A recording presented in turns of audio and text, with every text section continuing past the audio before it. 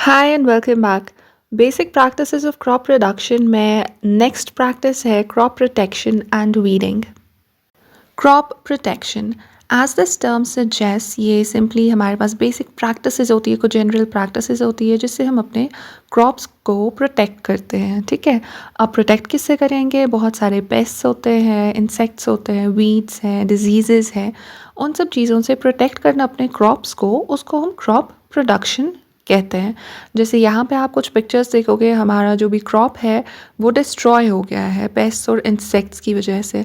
तो अगर हमारे सारे क्रॉप यील्ड में ये हो जाएगा तो ये काफ़ी ज़्यादा लॉस होगा और हमारे पास भी फूड की शॉर्टेज होगी। ठीक है, तो लार्ज स्केल पे स्टारवेशन भी हो सकता है लोगों का, क्योंकि हमारा सारा यील्ड ख़राब हो जाएगा। तो उस सब को ख़राब होने से बचाने के लिए हम क्रॉप्स को प्रोटेक्ट करते हैं।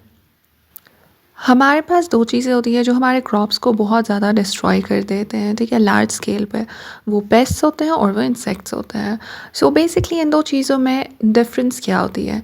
पेस्ट जो है वो स्मॉल क्रिएचर्स होते हैं, छोटे छोटे क्रिएचर्स होते हैं, ऑर्गेनिजम्स होते हैं जो क्रॉप्स को डिस्ट्रॉय कर सकते हैं। ठीक है, फूड को और डिजीज़ कॉज कर सकते हैं और इनफैक्ट लाइफ स्टॉक को भी डिज़ीज़ कॉज कर सकते हैं, उनमें भी डिजीज़ कॉज कर सकते हैं। ठीक है, पेस्ट में आपके पास इंसेक्ट्स भी आएंगे, इसमें फंजाई हो, बैक्टीरिया हो, इसमें आपके पास स्मॉल रोडेंट्स हो, वो सारा कुछ पेस्ट में आ जाएगा।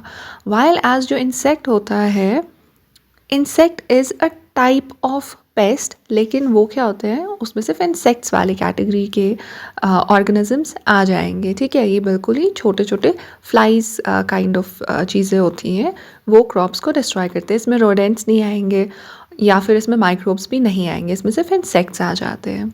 ठीक है, तो अपने क्रॉप्स को प्रोटेक्ट करने के लिए इन पेस्ट्स और इंसेक्ट्स से हम क्या यूज़ करेंगे? हम पेस्टिसाइड्स एंड इंसेक्टिसाइड्स यूज़ करते हैं रिस्पेक्टिवली। अब पेस्टिसाइड्स क्या होती हैं?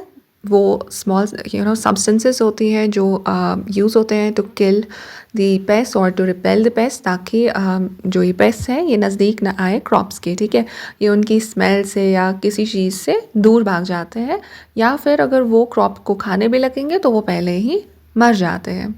ठीक है, इनको हम कैसे करते हैं? इनको हम प्लांट्स पे स्प्रे करते हैं सो दैट ये सारे कुछ दूर रहे क्रॉप्स से। ठीक है, इसमें पेस्टिसाइड्स में फिर अलग क्लासेस है। फंजाई के लिए फंजिसाइड्स है, या फिर हर्बिसाइड्स अलग है, इंसेक्टिसाइड्स अलग है। ठीक है, ये सारे हम ऐड करते हैं। ये बहुत ज़्यादा पॉइजनस होते हैं ह्यूमंस के लिए भी, तो हमें विद ग्रेट केयर यूज़ करना चाहिए। फॉर एग्जांपल DDT है, बोरिक एसिड, ग्लाइफॉस्फेट, ये सारी एग्जांपल्स है पेस्टिसाइड्स की।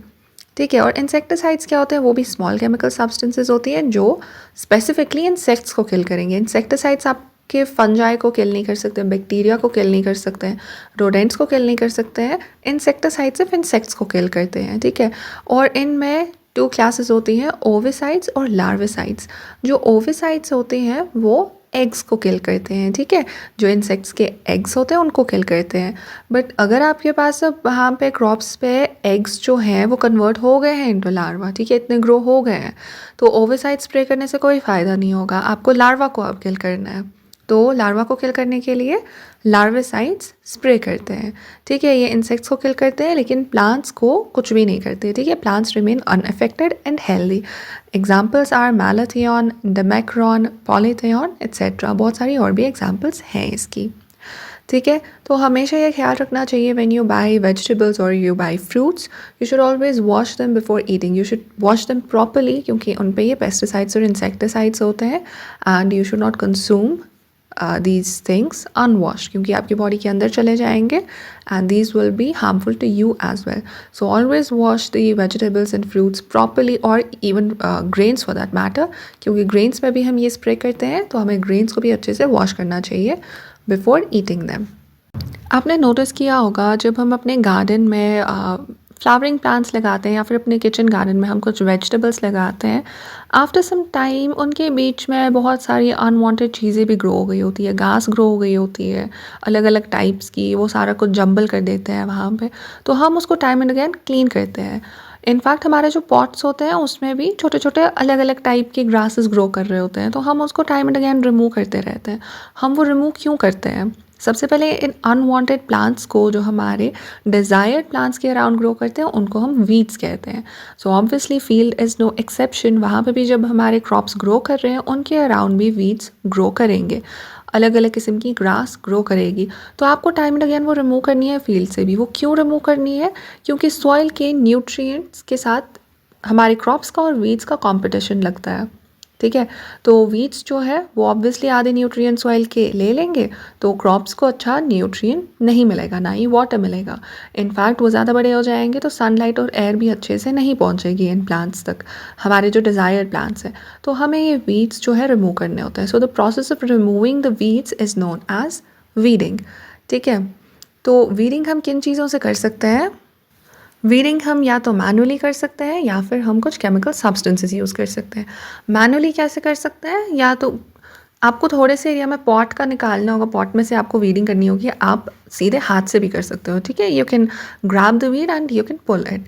लेकिन वैसे करने से क्या होता है, रूट्स सॉइल में ही रह जाते हैं, बस ऊपर वाला वीड जो है वो कट जाता है। तो जब रूट वहाँ रहेगा, स्टिल हमारे पास कोई फ़र्क नहीं पड़ेगा, फिर भी वो न्यूट्रिएंट्स के साथ कम्पीट करता रहेगा हमारे डिज़ायर्ड प्लांट के साथ। तो हम क्या करते हैं, हम कुछ tools, simple garden tools use करते हैं, जैसे ट्रॉवल है, हो और हैरो, ये सब चीज़ें यूज़ करते हैं, ठीक है। ट्रॉवल को हम खुरपी कहते हैं। जो यहाँ पे पहली इमेज है दैट इज़ ट्रॉवल, जो दूसरी है दैट इज़ हो, और जो थर्ड इमेज है वो हैरो है। इन सब चीज़ों से क्या होता है, ये डीप डाउन सॉइल में चले जाते हैं, तो हम वीड्स को रिमूव करते हैं अलॉन्ग विद द रूट्स, ठीक है। ये तो मैनुअल तरीका हुआ। दूसरा तरीका आपका होता है, हम केमिकल सब्सटेंसेस को स्प्रे कर सकते हैं, ठीक है। केमिकल सब्सटेंसेस को, इन जिनसे वीड्स किल हो जाते हैं, उनको हम वीडिसाइड्स कहते हैं, ठीक है। और एग्जांपल्स जो है कुछ वीडिसाइड्स की, दैट इज सैमाजीन और two four dichlorophenoxy acetic acid. Now, pests, insects or weeds are not the only threat to the crops. हमारे पास बाकी threats होते हैं, animals और birds, ठीक है। mammals होते हैं, जैसे cattle है, sheep, goats या फिर birds है। वो सारे भी हमारे लिए थ्रेट होते हैं, हमारे क्रॉप्स के लिए थ्रेट होते हैं, क्योंकि जब इनमें ग्रेन्स ग्रो करते हैं तो कैटल आ जाता है या फिर बर्ड्स आ जाते हैं, वो इन सब को खा जाते हैं और प्लांट को ख़राब कर देते हैं। हमारे क्रॉप यील्ड में काफ़ी ज़्यादा फ़र्क पड़ जाता है। तो उनको स्केयर अवे करने के लिए हम स्केयर क्रो लगाते हैं, आपने तो देखे ही होंगे, ठीक है। बहुत कॉमन सी चीज़ है, मूवीज़ वगैरह में भी देखा होगा। तो हम फील्ड में बहुत सारे स्केयर क्रोज लगाते हैं जिनकी ह्यूमन अपीयरेंस होती है, ह्यूमन लाइक अपीयरेंस होती है। तो उस वजह से ये बर्ड्स एंड एनिमल्स वगैरह जो है वो दूर रहते हैं और हमारे क्रॉप्स को ख़राब नहीं करते हैं। So this was all about crop protection and weeding. Hope you like the video. If you did, please like, share and subscribe, and stay tuned for next videos.